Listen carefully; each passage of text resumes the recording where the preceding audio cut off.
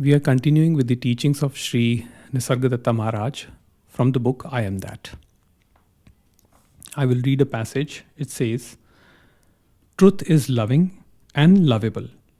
It includes all, accepts all, purifies all. It is the untruth that is difficult and a source of trouble. It always wants, expects, demands." You see, truth cannot be changing for you and me. So if you have a definition of truth and I have a definition of truth, a separate definition of truth, then that is not the truth. So truth is the one that does not change. And Maharaj says that it accepts everything. The truth is the totality of functioning. And in totality of functioning, there are no concepts of right and wrong, good and bad, virtue and vice, moral and immoral. And identification with beliefs, concepts, ideologies, that identification, not just mere identification, but binding firmly to those ideas can actually create a lot of pain and suffering. Because whatever you bind to, it binds you in the other direction. So Maharaj says, being false, it is empty, always in search of confirmation and reassurances. Now think of something like identification with the body. When I say body, I include the mind in it. Even Maharaj, when he says body, he means body plus the physical body plus the mind. So he says that mind is always looking for confirmation and reassurances. Now aren't we living like that? We always want to make sure that we are safe and secure. The mind is eternally chasing an idea of inward security. So it is unwilling to accept the uncertainties of life. And Osho said that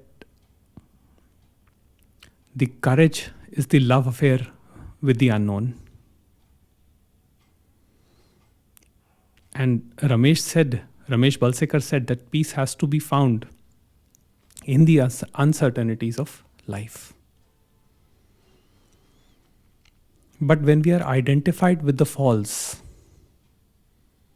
with something limited, that is perishing, decaying, and dying, we create pain for ourselves. Anything that changes cannot be the truth. So attaching yourself or binding yourself to an idea that is changing will inevitably bring suffering. Say, for example, morality. Now, morality is a concept that differs from one geographical location to another. For example, in India, when a mother is pregnant, we are not allowed to know the gender of the baby. That is a crime in India. Whereas if you go abroad, I think in most countries, it is perfectly okay, morally and legally, to know the gender of the baby. Now in India, it is morally and legally not correct. But this was not so in the early days. So morality also changes with time. There is another thing which Ramesh mentioned. He said that during the early ages, abortion was seen as a sin. Whereas in today's world, it is perfectly okay. So morality, the idea of morality changes with time. And if one gets caught up in words, there can be a lot of trouble. So Maharaj also says that the bad and the good are a matter of convention and customs, and are shunned or welcomed according to how the words are used. I'll give you one more example. Um, One of my cousin lives in the US, and once my mother was visiting them, and she used the word naughty. She called my cousin. She was just speaking to her sister, and she casually said that, "Oh, when I knew him, he was very naughty." Now my cousin took offense because the meaning of the word naughty there in the United States is very different from what we use here in India. In India, when we say that children are naughty, we mean that they are mischievous. But in US, I don't know like if it's true or not, but in US, that's what he conveyed to me, my cousin, that the word naughty means something much more, something related to, sexual perversion or something like that. So again, the words are also changing, the meaning keeps changing from one group to another, from one location to another. So anything that you tie up with, that you bind to, is bound to give you pain, because the ego's only aim is to hold on to whatever it gets. The mind has a sticky nature. And this is seen even in non-duality. Because most of the non-duality masters, they talk about freeing the mind by knowing your identifications. But the very idea of freeing the mind, of freeing, of complete freedom from identifications itself can become an identification. Then you say, now I'm free, I'm liberated, and you become to the thought of being liberated. So even that is unreal. The thought by nature is unreal. So then the questioner moves on to the concept of desires, and I think we have already covered that in one of the previous videos. So Maharaj says that all desires, eventually they come from the source, and the ego taking ownership of desires suffer. But when the desire is seen for what it is, then one enjoys everything that comes in the moment. One accepts everything that comes in the moment. The pleasure that comes in the moment or the pain that comes in the moment is fully accepted. And that is what is spontaneous living. Then the questioner after that comes to the question of witness. And to which Maharaj says that the questioner wants to know that how am I to know the witness? To which Maharaj says that even if I tell, now I'm reading from the book, even if I tell you that you are the witness, the silent watcher, it will mean nothing to you unless you find the way to your own being. Now, it is important to understand that witnessing is not a personal phenomenon. But the thing is that we are so much conditioned to think in terms of I am doing this, I am doing that, I did this, I did that. That the underlying subject is always assumed to be present.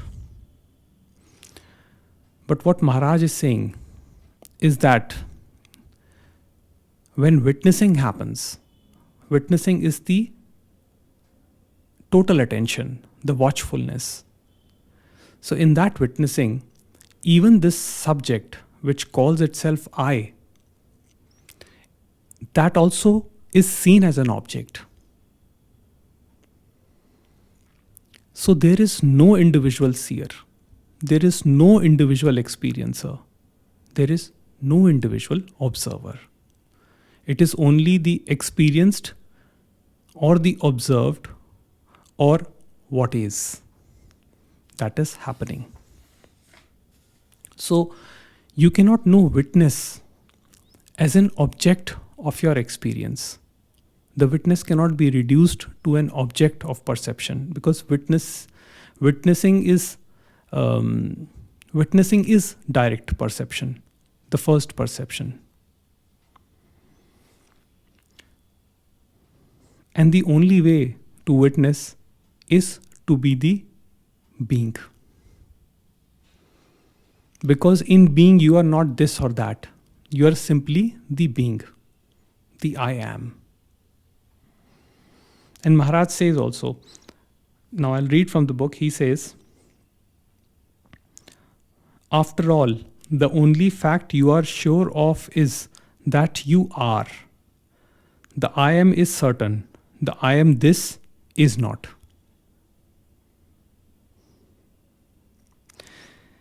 And the questioner then says that I have been struggling for the past 60 years to understand this.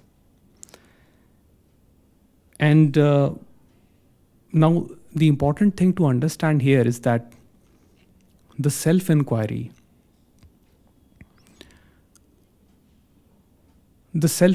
is also a happening.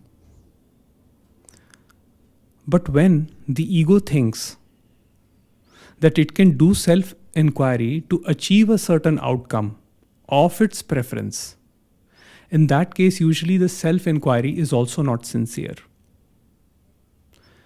So, one may spend a lifetime in this deception that they are doing self-inquiry.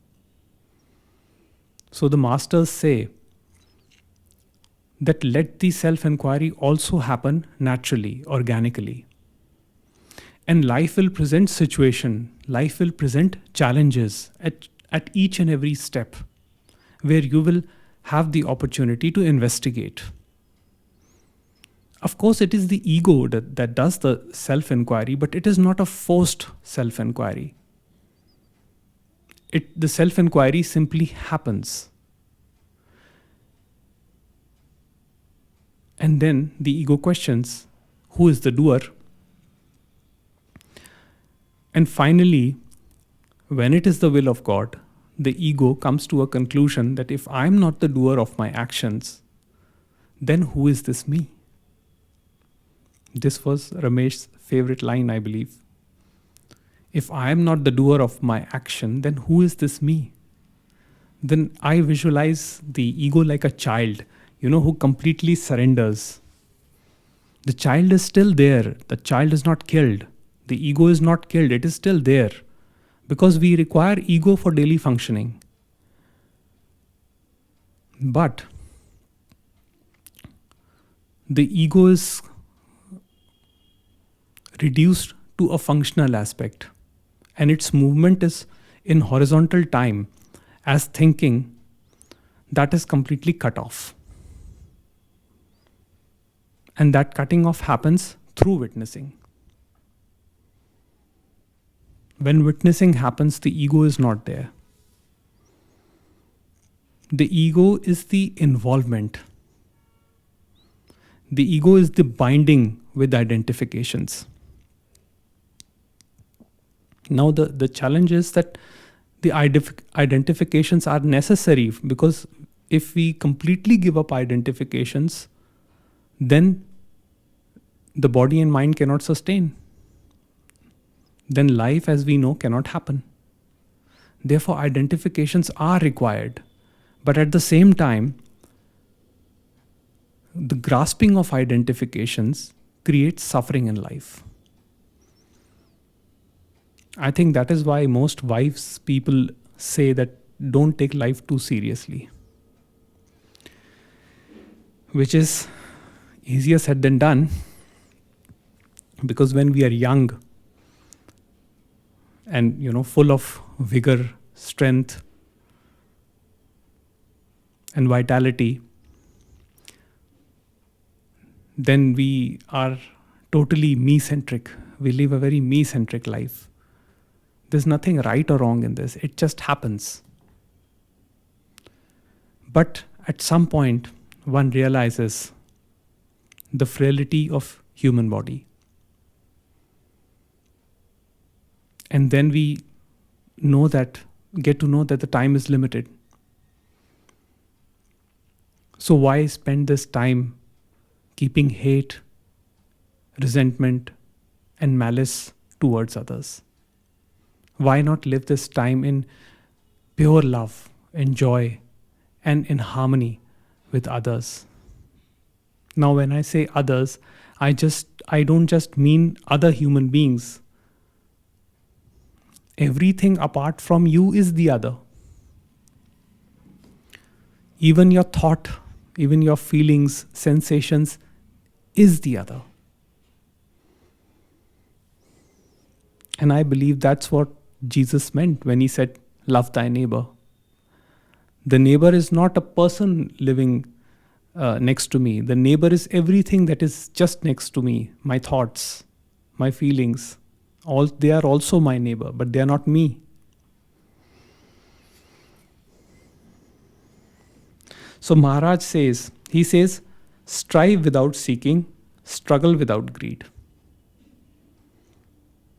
Now, if you want to do spiritual inquiry, if you want to do self-inquiry, if you want to do investigation, self-reflection, do it. But don't do it keeping a certain outcome in your mind. Because if you keep an idea of enlightenment in your mind, that when the self-inquiry finishes, you will be absolutely blissful, then your self-inquiry will never be sincere. Then the ego will create its own story through its own imagination. And it will come up with the personal conclusions, which may create further suffering. So Maharaj says, struggle without greed. That means don't keep an image for the future. Be in the now and experience what is happening in the now. So feel everything. Let the feelings come up. Let the emotions come up. Struggle will be there. Effort will be there. But the effort is not to attain enlightenment. Enlightenment is the only thing. I don't like the word enlightenment actually. I don't know actually what it means. But let's say understanding. And the understanding is very simple, that I am not the doer of my actions. So this understanding does not come through effort. This understanding comes when the ego gives up all the effort. When things are witnessed in the light of impersonal awareness of I am, and are not seen through a conditioned perspective of the ego mind. So what should be or should not be turns into what is. And what is the complete acceptance. So I guess that's it for today. And we'll continue with Nisargadatta Maharaj teachings in the next session. Thank you.